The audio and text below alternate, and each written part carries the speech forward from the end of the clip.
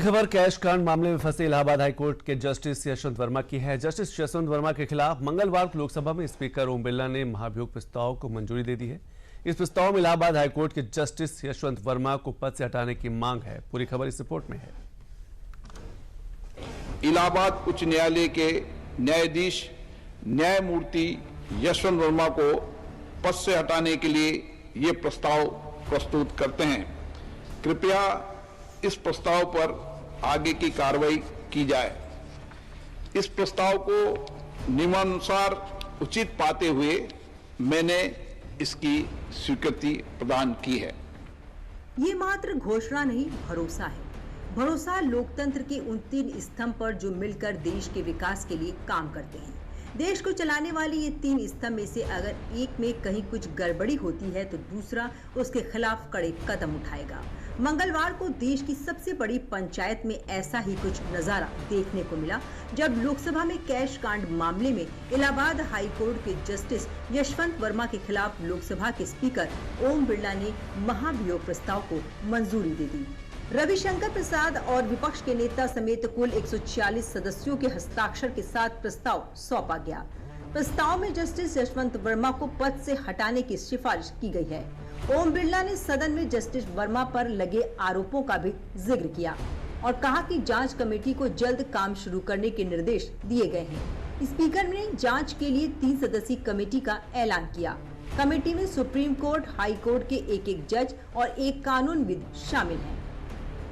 लोकसभा की कार्रवाई के दौरान कैश कांड मामले पर चर्चा के साथ साथ लोकसभा स्पीकर ओम बिरला ने प्रस्ताव को मंजूरी देते हुए जांच कमेटी के गठन का ऐलान किया।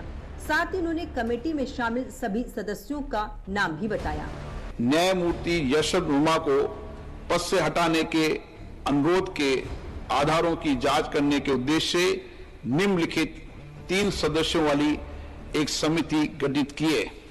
माननीय न्यायमूर्ति श्री अरविंद कुमार, न्यायाधीश उच्चतम न्यायालय, माननीय न्यायमूर्ति श्री मनिंदर मोहन श्रीवास्तव, मुख्य न्यायाधीश मद्रास उच्च न्यायालय, श्री बीवी आचार्य, वरिष्ठ अधिवक्ता, कर्नाटक उच्च न्यायालय।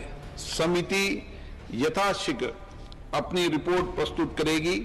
जांच समिति की रिपोर्ट प्राप्त होने तक ये प्रस्ताव लंबित रहेगा।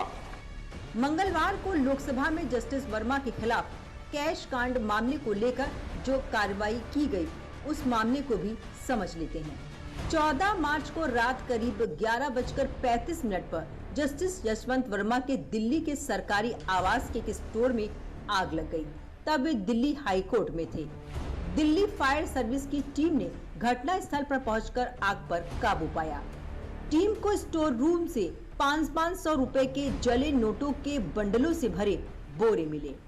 वहीं मामले पर जस्टिस वर्मा ने कहा कि उनके आवास पर कोई नकदी नहीं थी, उन्हें फंसाया जा रहा है। 21 मार्च को दिल्ली हाई कोर्ट ने जस्टिस वर्मा पर इंटरनल इंक्वायरी शुरू की। हाई कोर्ट के चीफ जस्टिस D.K. उपाध्याय ने इंटरनल इंक्वायरी के बाद रिपोर्ट सुप्रीम कोर्ट को सौंपी। 22 मार्च को तत्कालीन CJI संजीव खन्ना ने जस्टिस वर्मा पर लगे आरोपों की इंटरनल जांच के लिए 3 सदस्यीय समिति बनाई थी। साथ ही 22 मार्च को SC कॉलेजियम ने जस्टिस वर्मा का इलाहाबाद हाई कोर्ट ट्रांसफर किया।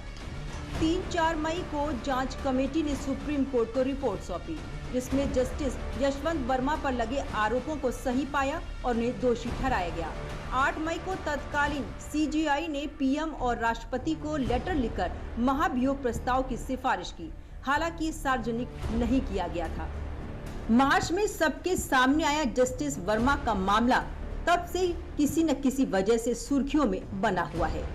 मामले को लेकर जुलाई में लोकसभा में उन्हें पद से हटाने के लिए महाभियोग के प्रस्ताव पर चर्चा हुई, जिसके बाद 12 अगस्त को लोकसभा में स्पीकर ओम बिरला ने प्रस्ताव को मंजूरी दे दी।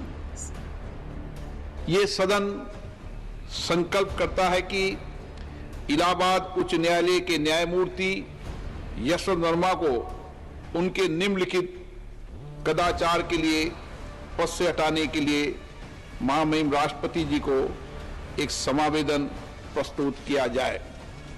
मंगलवार को लोकसभा स्पीकर ने जस्टिस वर्मा कैश कांड मामले के लिए जो जांच कमेटी का गठन किया है, वो जस्टिस वर्मा पर लगे आरोपों की जांच करेगी और एक रिपोर्ट भी तैयार कर लोकसभा स्पीकर को सौंपेगी। फिर उस रिपोर्ट के आधार पर आगे की कार्रवाई की जाएगी। लोकसभा में कैश कांड मामले पर स्पीकर ओम बिरला के प्रस्ताव की मंजूरी देने के फैसले का स्वागत पक्ष और विपक्ष दोनों ने ही किया है। जो इलाहाबाद हाईकोर्ट के जज वर्मा जी, उनके ऊपर भ्रष्टाचार के आरोप है और उनके पास इतनी संपत्ति थी, उन्होंने मतलब न्यायपालिका में इतना भ्रष्टाचार होता है, ये मतलब उन्होंने दिखाने का काम किया है। और लोकसभा में आज माननीय स्पीकर जी ने 3 मेंबर की कमेटी अपॉइंट की है और वैसा तो मतलब जो सुप्रीम कोर्ट के चीफ जस्टिस है उन्होंने उनको दोषी ठहराया है, लेकिन उसके बावजूद भी पार्लियामेंट की जिम्मेदारी है कि वह 3 जजेस की एक कमेटी को बनाई है और वो जांच करेगी और ऐसे आदमी को बहुत कड़ी से कड़ी सजा मिलनी चाहिए। देखिए, जांच तो कोई भी चीज़ के लिए हो तो अच्छी बात है, लेकिन ज़्यादा लंबा नहीं खींचना चाहिए। कोई भी जांच का हम स्वागत करते हैं। नोटिस अभी आया है, सब लोग इसके अंदर बात करेंगे, चर्चा होगी तब उसके अंदर देखेंगे। अभी तो कमेटी की रिपोर्ट आनी चाहिए, अभी 3 सदस्यीय कमेटी गई है, उसकी रिपोर्ट आ जाए। जस्टिस वर्मा ने इन हाउस जांच रिपोर्ट को चुनौती देते हुए सुप्रीम कोर्ट में याचिका दायर की थी, जिसको सुप्रीम कोर्ट ने खारिज कर दिया था। रिपोर्ट में उनको पद से हटाने की सिफारिश की गई थी।